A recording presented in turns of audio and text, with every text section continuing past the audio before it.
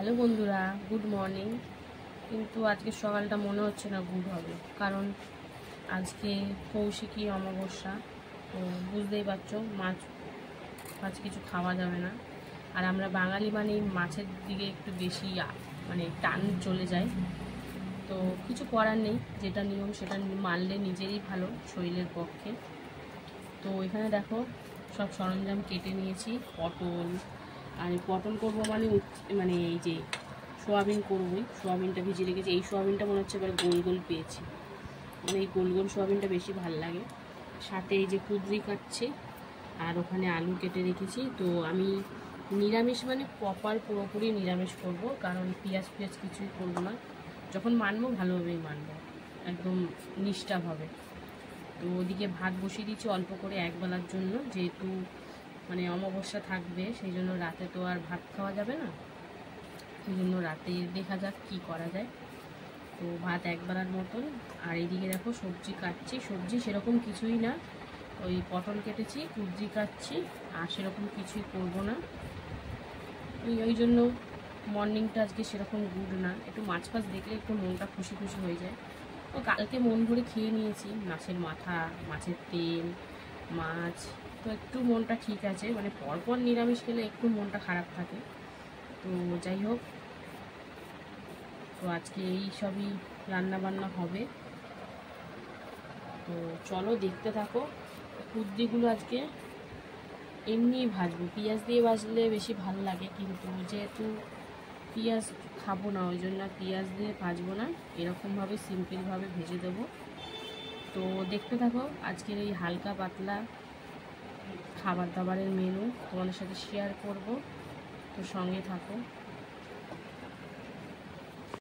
বন্ধুরা। এই দেখো, নিরামিষ মানেই তো বুঝতেই পারছো পাঁপড় ভাজা থাকবেই। তো দু রকমের পাঁপড় ভেজে নিয়েছি, মশলা পাঁপড় আর এমনি পাঁপড়। আর তারপরে কিন্তু এখানে পটল ভাজা বসিয়ে দিয়েছি, মানে তরকারি করব। তার জন্য আগে একটু হলুদ দিয়ে সামান্য পটলটা একটু লাল লাল করে হালকা করে ভেজে নেব। আর এদিকে ভাত কিন্তু কমপ্লিট, এবার ভাতটা উপর দিতে হবে। তো একদম বুঝতেই পারছো রান্না বান্না চলছে, কিন্তু আজকে এনার্জিটা সেরকম নেই, কারণ মাছ কিছু নেই, তো তাই না এনার্জিটাও নেই, করতে হবে তাই করছি। তো চলো পটলটা ভেজে নিই, তারপরে আসছি। এই দেখো পটল ভাজা কিন্তু কমপ্লিট, মানে হালকা করে একটু ভেজে নিয়েছি লাল লাল করে। তো চলো এবারে নামিয়ে নেবো, শুধু হালকা সামান্য একটু হলুদ দিয়ে ভেজে নিয়েছি। তো চলো এবার নামিয়ে কী করি তোমাদের সাথে শেয়ার করবো। তো রান্না বান্না করতে একদম ইচ্ছা করছে না, কিন্তু নিরামিষ হোক আর আমিষ হোক খেতে তো হবে, তাই না? তো চলো পটলটা নামিয়ে নিই, তারপর আসছি। পটল ভাজা হয়ে গেছে।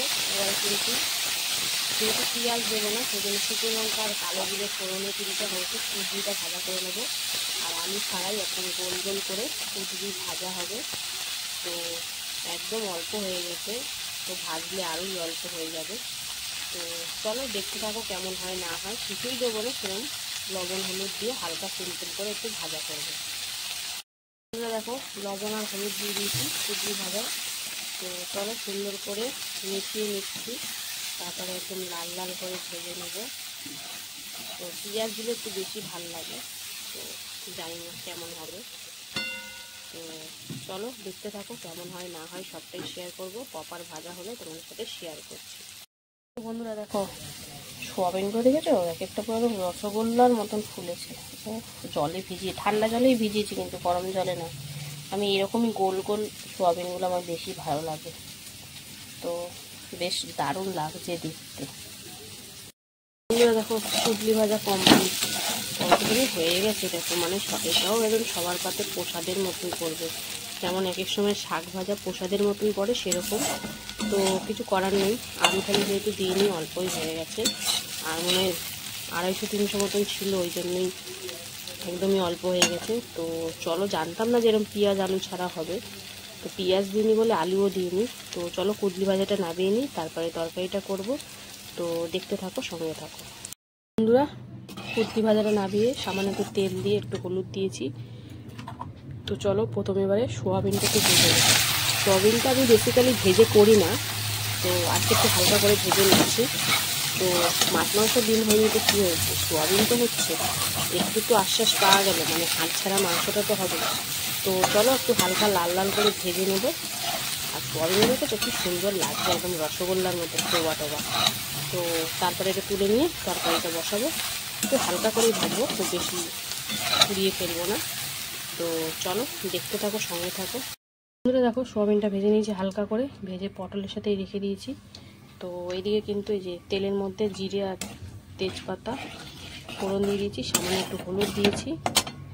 তো আমি তেলের মধ্যে হলুদ একটু দিয়েই কিন্তু করি, তোমরা দেখবে সবসময় খেয়াল করে। এই যে এবারে আলুগুলো দিয়ে দেবো। এবার আলুটা দিলাম, কোনো তেল ছিটকালো না কিন্তু, যেহেতু হলুদটা দেওয়া ছিল তো সেই জন্য। তো চলো এবার আলুটা দিয়ে একটু হালকা করে ভেজে নেব। তারপরে একটু মশলাপাতি অ্যাড করব, একদম হালকা করে করব, পেঁয়াজ রসুন নেই তাই জন্য খুব বেশি রিচ একটা করবো না। আর গরম গরম ভাত কিন্তু লাগছে, ভালোই গরম পড়েছে, যা ভালো রোদ উঠেছে। তো খুব বেশি রিচ না করলেই ভালো। তো চলো আলুগুলো একটু হালকা লাল করে ভেজে নিই, তারপরে আসছি। দেখো আলু একটু হালকা ভাজা হতে না হতে দিয়ে দিয়েছি হলুদ গুঁড়ো, তারপরে দিয়েছি ধনিয়া গুঁড়ো, জিরের গুঁড়ো, লবণ, চিনি, কাশ্মীরি লঙ্কার গুঁড়ো, আর দিয়েছি টমেটো আর আদা পেস্ট।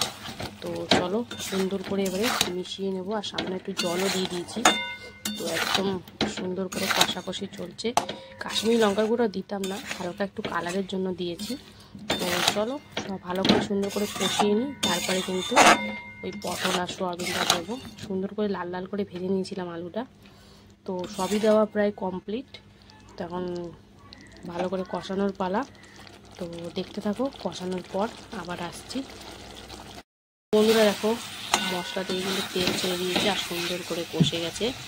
তো চলো এবারে কিন্তু এই যে ভেজে রাখা পটল আর সোয়াবিনটা দিয়ে দিচ্ছি। তো তোমরা আমার রান্নাকে খুব ভালোবাসা দিচ্ছ, এটা দেখে খুব ভালো লাগছে। তো এরকমভাবেই পাশে থাকো। তো এই দেখো পটল আলু দিয়ে দিয়েছি, এখন সুন্দর করে কষাকষি চলছে। তারপরে কিন্তু পরিমাণ মতন জল পড়বে।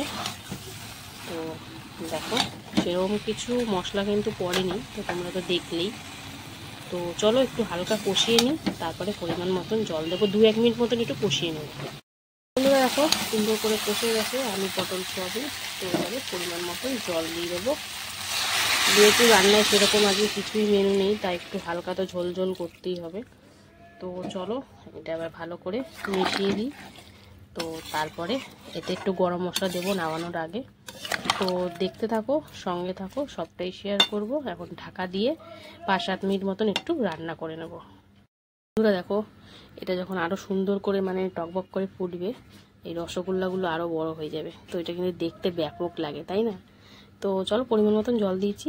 এবার 5-7 মিনিট মতন একটু লো ফ্লেমে রান্না করে নেব।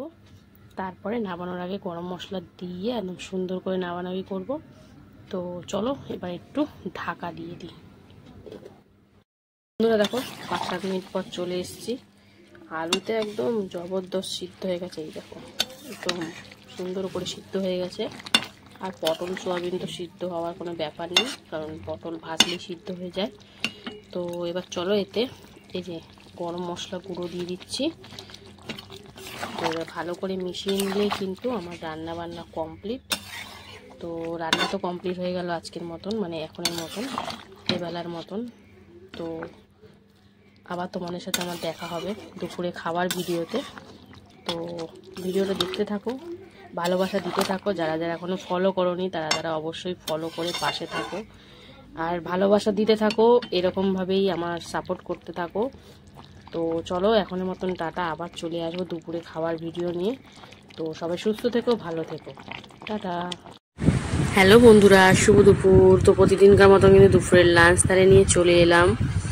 তো আজকে হচ্ছে সোমবার, আর আজকে হচ্ছে ভাদ্র মাসের অমাবস্যা, মানে কৌশিকী অমাবস্যা, সব থেকে ভাদ্র মাসের বড় অমাবস্যা। তো চলো তাই জন্য আজকে মেনুতে কি কি আছে প্রথমে দেখে নিই। আজকে একদম নিরামিষ।